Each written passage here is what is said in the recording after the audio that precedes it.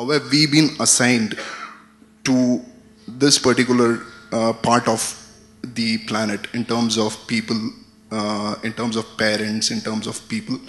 This is in terms of existence in this planet. And the other question is, which again triggers my belief in God, is who's the person who controls our life before we are born and after our death? So you believe lots of things.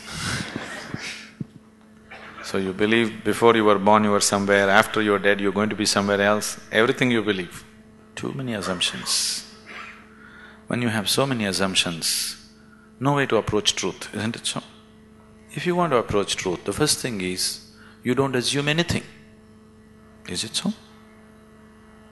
If you're interested in truth, if you're searching for truth, that means you have not assumed anything, is it so? If you already made your assumption, you're just trying to find a confirmation for your assumption, that is not seeking truth. A true seeker of truth has no assumptions, he's just looking. Shall we just look or shall we try to confirm your assumptions?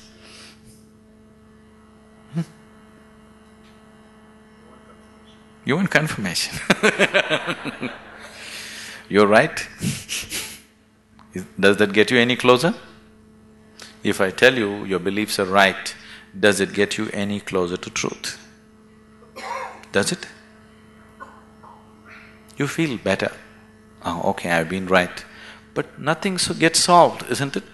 Life doesn't get solved, does it? No. So confirming your belief systems doesn't mean anything. This is a big problem with human beings. They want to be right all the time. This is the biggest problem. In fact, it is the basis of all conflict in the world. I am right, you are wrong. This is the problem, isn't it? Isn't it so? What I believe is right, what you believe is wrong. Isn't this the basis of all problems in the world? Whether it's within the family or in the community or in the world or wherever? Yes? Shall we eliminate the problem a little bit? The first thing you need to do is, after all, they are your beliefs. And your beliefs are not original, picked up, isn't it? Your priest or mullah or father or mother, somebody put it into you, isn't it so? Picked up from somebody. It depends how powerfully they worked on you. And they work pretty powerfully because the business is at stake otherwise. So, what you assume may have nothing to do with reality. Now, you're trying to understand something which is beyond the physical, with physical context, it won't happen. You're trying to perceive something which is beyond physical through sense perception, such a thing cannot happen. Now you want to measure the depth of the ocean, but you went with a foot scale. You will obviously come with wrong conclusions, isn't it so? If you want to measure the depth of the ocean, your first business is to get the right kind of instrument. Yes? Yes or no? That's your first business, that's all I'm saying. You want to know something beyond the physical. First thing that you need to do is to have a perception which is beyond five senses, which can perceive that which is not physical. Only then you perceive. Otherwise you can only believe or disbelieve, isn't it? If I tell you, God is actually in my pocket, this many people can believe me? This is a ridiculous thing, oh, we don't believe that, but I can tell you a more elaborate story if you want, which we can work on and make you believe in, isn't it? Right now, God is in my pocket.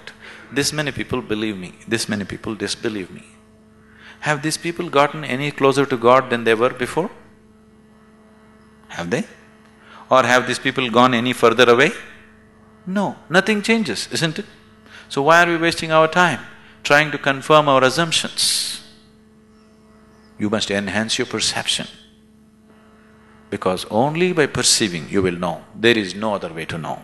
Is it so? You will know anything only when you perceive it. Till then you do not know it. Is that a reality? Is that a reality? People who are not on talking terms with me, is that a reality?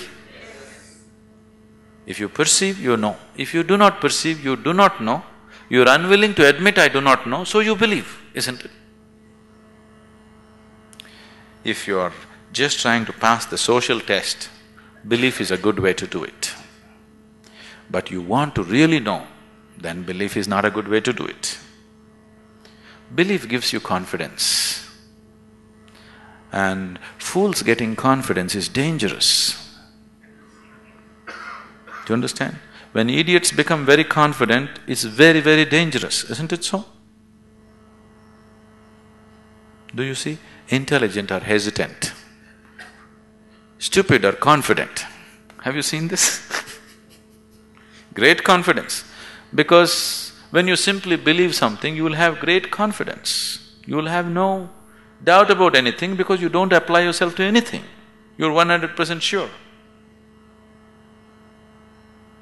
You see George Bush, how confident he is? He's very confident, isn't it? Doesn't he seem like confident? Very confident. He came to India and declared, I am a believer, I am a true believer. I thought, you don't have to say it, can't we see? You must be a believer, otherwise you don't walk blind into situations. If you're somebody with sense, you would look around, isn't it? You would see what is there and what is not there, because you're a believer. Not just in God, in so many other things. The most sensible way to start your life is, what I know, I know. What I do not know, I do not know. Once you come to this sincerely, you will see your knowing will constantly go on expanding on a daily basis. Otherwise, the moment you believe, you are stagnant. Belief is death actually. Marx said, is the opium. Religion is the opium. Because it puts people to sleep. He's very right. It's put people to sleep, isn't it? Hasn't it? Sleep is comfortable. What's wrong with it? Why sleep? Why don't you die? It is even more comfortable. Do you know that? Because anyway you're a believer, after all your God is waiting, why don't you go? Yes, isn't it? Because anyway you know when you die you'll go to God. What is the problem? Why are you waiting, going to this hospital, all this nonsense? Why don't you go? Why are you delaying your progress towards God? That's not right. You're not a true believer, isn't it?